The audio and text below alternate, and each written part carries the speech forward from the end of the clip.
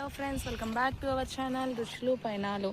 Friends, మనం bore గురించి చూసాము, ఎలా వేసాము ఏంటనేది కూడా చూసాం.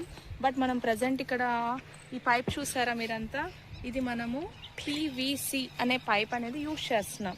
బట్ నార్మల్గా మనము పొలానికి టిప్ సన్నగా ఉండే పైప్స్ అనేవి యూజ్ చేస్తాం ఫ్రెండ్స్. ఎక్కువ నాకు కూడా ఈ అగ్రికల్చర్ గురించి తెలియదు, ఏమైనా మిస్టేక్స్ చెప్తే క్షమించండి.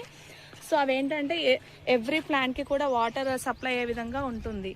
బట్ మనకి ఇప్పుడు ప్రజెంట్ ఆ పైప్స్ అవైలబుల్గా లేకపోవడం వలన మా మామయ్య ఏం చేశారంటే ఈ పైప్స్ని ఇలా కొంచెం దూరం తీసుకొని వచ్చి ఇక్కడ ఒక గుంటలా చేశారు. సో అక్కడ వాటర్ అంతా కూడా స్టోర్ అయ్యే విధంగా చేస్తున్నారు. ఈ స్టోర్ అయిన వాటర్ని ఏం చేస్తారంటే ప్రజెంట్ ఇలా డబ్బా పెట్టుకొని డబ్బాలో కూడా స్టోర్ చేసుకుంటున్నాము. ఆ స్టోర్ అయిన వాటర్ని ప్రతి ప్లాంట్కి కూడా తీసుకొని వెళ్ళి మా మామయ్య చాలా కష్టపడి పొలానికి నీళ్లు పెడుతున్నారు ఫ్రెండ్.